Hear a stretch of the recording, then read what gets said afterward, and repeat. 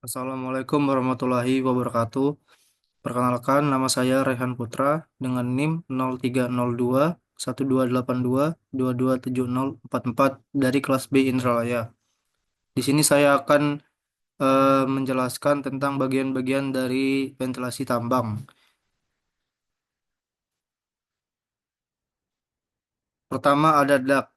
Untuk pengertian duct sendiri merupakan suatu jaringan yang dibuat sebagai tempat mengalirnya udara. Selain untuk mengurangi kehilangan tekanan akibat gesekan pada dinding bawah pada dinding tambang bawah tanah yang tidak rata, duct juga dapat difungsikan untuk mengatur debit udara yang masuk ke setiap bagian tambang bawah tanah. Untuk fungsi duct sendiri yaitu untuk mengalirkan udara bersih ke dalam tambang yang nantinya dihirup oleh para pekerja yang ada di dalam tambang. Kedua, untuk mengatur debit udara yang masuk ke setiap bagian tambang bawah tanah. Selanjutnya ada fan. Pengertian fan merupakan pompa udara yang menimbulkan adanya perbedaan tekanan antara kedua sisinya, sehingga udara akan bergerak dari tempat yang tekanannya lebih tinggi ke tekanan yang lebih rendah. Fan harus dipasang pada dak yang lurus untuk menghindari terjadinya gangguan aliran udara dan dipasang di luar gedung serta diletakkan di atas bahan peredam suara untuk mengurangi bising di tempat kerja. Untuk fungsi fan sendiri yaitu untuk menghisap udara keluar. Fan sendiri dibagi menjadi dua, yaitu ada radial flow atau centrifugal fan. Yang kedua ada axial flow fan. Kemudian ada fan anemometer. Pengertian fan anemometer yaitu berbentuk kipas angin kecil.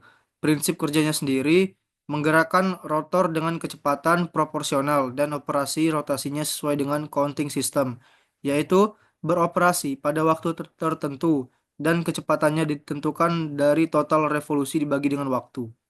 Untuk fungsi fan anemometer yaitu untuk mengukur aliran udara yang berkecepatan sedang. Metode pengukuran kecepatan udara. Pertama ada spot reading, kedua traversing, ketiga ada division. Selanjutnya ada manometer. Pengertian manometer yaitu mengisi manometer dengan fluida, bukan air yang bobot isinya lebih rendah daripada air atau tekanan zat cair yang tidak terlalu tinggi atau mendekati tekanan atmosfer.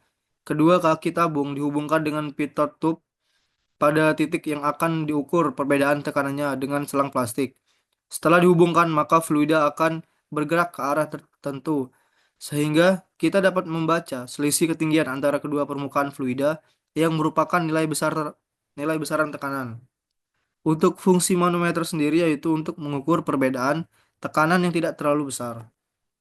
Selanjutnya ada pitot tube. Pitot tube bekerja berdasarkan asas Bernoulli, terdiri dari dua pipa konsentris yang berbentuk L. Pipa bagian dalam mempunyai ujung muka yang terbuka tempat aliran udara masuk. Sedangkan pipa bagian luar tertutup, ujungnya yang di sekeliling ujungnya terdapat lubang-lubang kecil tempat aliran udara masuk. Head aliran udara yang melalui pitot tube diukur oleh manometer yang dihubungkan dengan selang plastik. Head yang diukur adalah total head, static head, dan velocity head.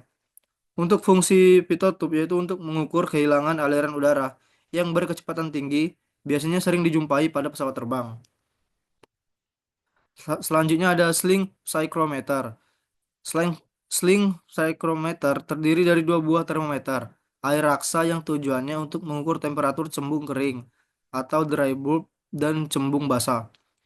Pada prinsipnya, temperatur cembung kering adalah ukuran panas sensibel di atmosfer. Untuk kondisi jenuh, penguapan tidak terjadi dan temperatur cembung basah dan kering akan sama. Bila kondisi tidak jernih, air akan menguap dari permukaan termometer cembung basah dengan laju tertentu yang sebenarnya berbanding terbalik dengan tekanan uap dari uap air yang berada di udara. Penguapan akan mendinginkan ujung termometer dan temperatur akan turun. Untuk fungsi sling psychrometer sendiri untuk mengukur kelembaban udara dalam ruang terbuka. Kemudian ada portable ventilator atau booster. Pengertian portable ventilator atau booster merupakan alat tambahan yang dipasang di dalam atau di ujung dak dan terdiri dari fan. Untuk fungsinya sendiri, pertama memperbesar tekanan udara di dalam dak. Kedua, membandingkan kondisi asli dan kondisi aliran angin yang bertubrukan.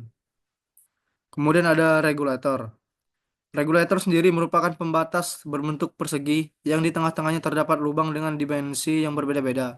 Alat ini mirip dengan pintu ventilasi, namun tujuan dari alat ini untuk mengatur besar atau kecilnya tekanan udara yang ada di dalam dak. Fungsi regulator sendiri untuk mengatur besar kecil tekanan udara di dalam dak. Terima kasih, mungkin itu saja yang bisa saya sampaikan.